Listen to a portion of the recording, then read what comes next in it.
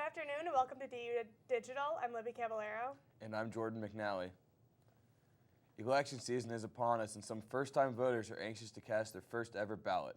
This generation's newest voters prepare to decide on a leader for the United States. Lauren Zawatsky has our story. Democrat or Republican? This is the choice that many new voters are going to have to face this November. Some of those voters are Hopewell area high school students like this one, who will get to participate in his first election in just a few short weeks. I'm excited. It's going to be my first time voting, so something new to experience. As of 2015, the U.S. Census Bureau estimates that the United States has over 31 million 18 to 24-year-olds, with about 4 million of those being 18.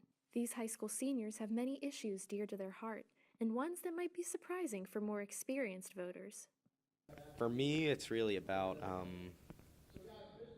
the economy, because as an 18-year-old, I want to have a situation where in 10 years the economy is better then than it is now. Some students even have passionate responses to the political intensity around them, says Hopewell Civics teacher Janet Myers.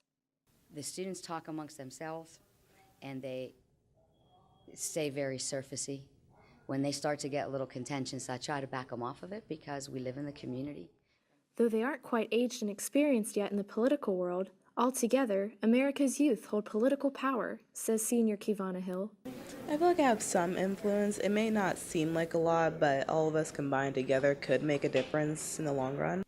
Regardless of the outcome of this year's election, it's sure to be one to remember for every voter.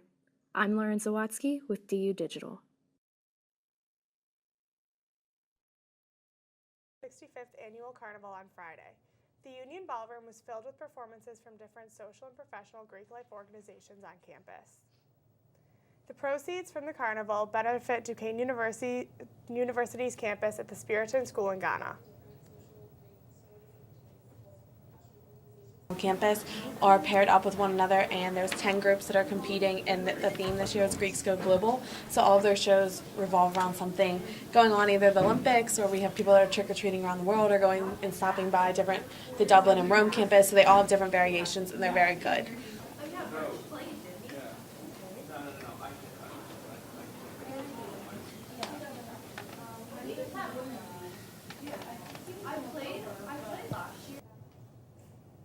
Parking woes for Duquesne students and motorists using campus garages are continuing to run into problems.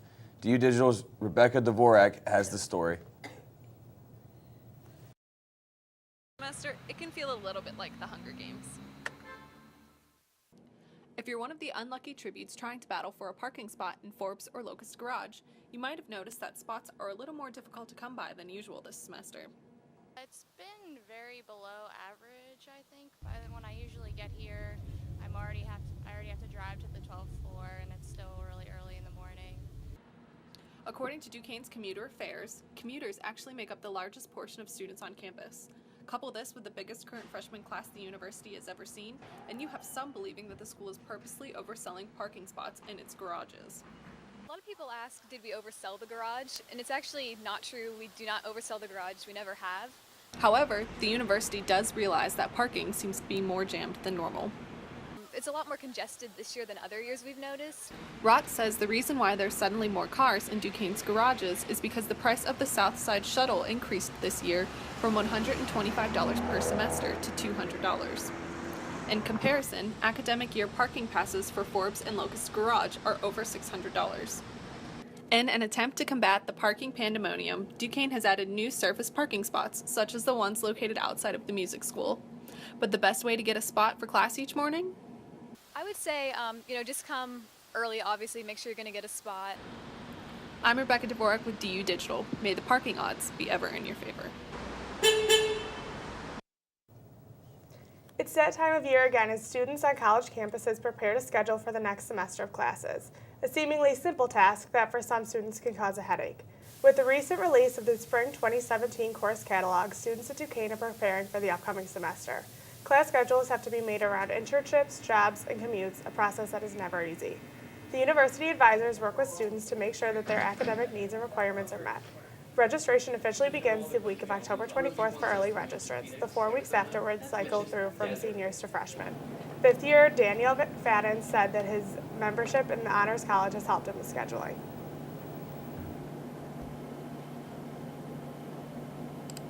Early registration definitely helped a lot for the Honors College because for the pre-pharmacy curriculum, they tell you what classes you have to take, and you can usually choose like 1 or 2 electives, but I had a lot of friends who didn't have the early registration that got stuck taking an 8 a.m. lab or a night class that they really didn't want to take, and every single semester I got every class I wanted. I never had to worry about it. It was really convenient.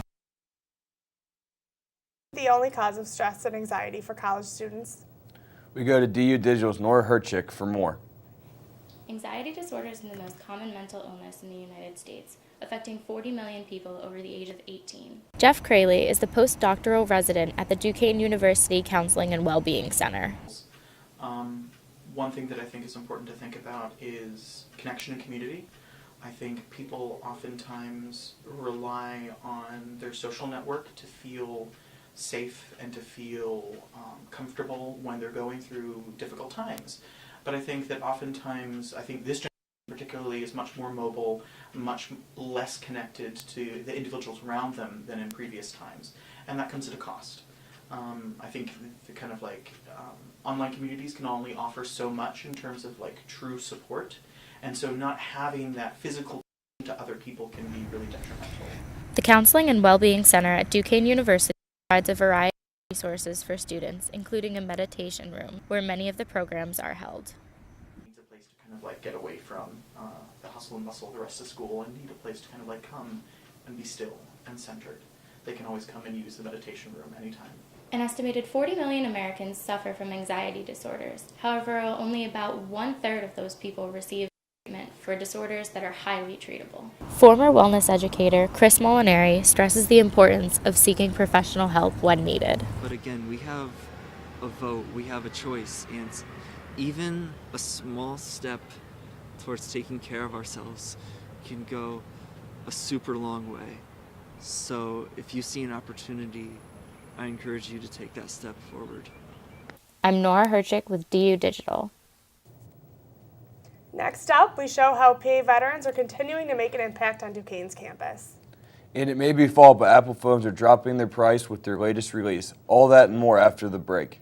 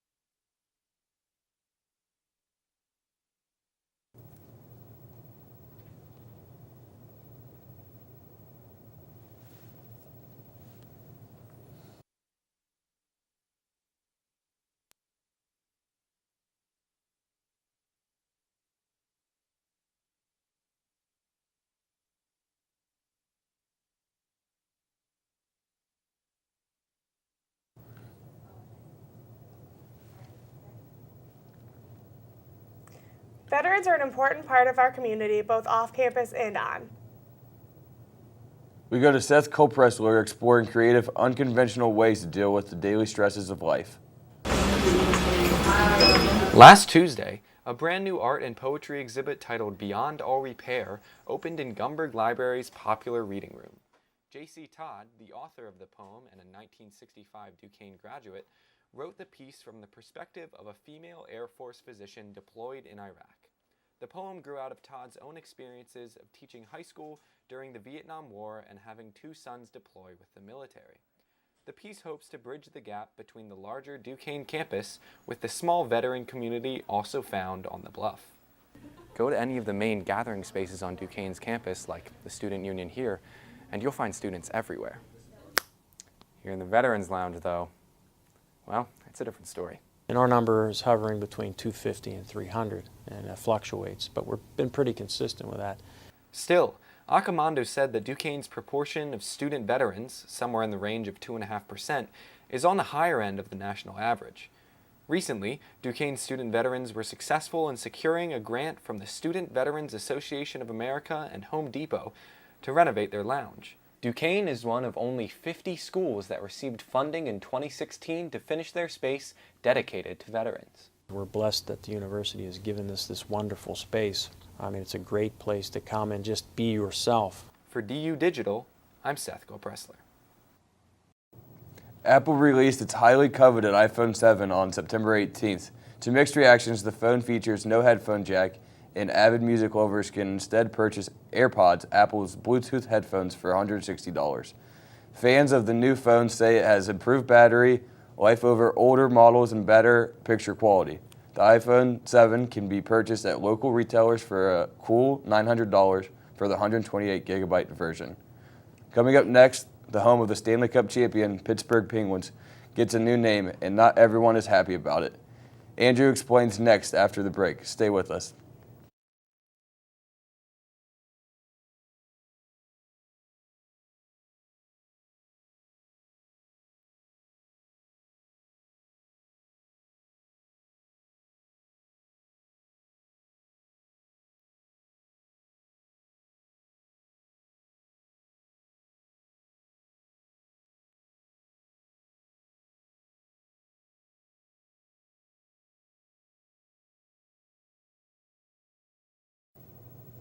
Welcome back. Andrew joins us now, and Andrew, many Pens fans have noticed the team's home is changing.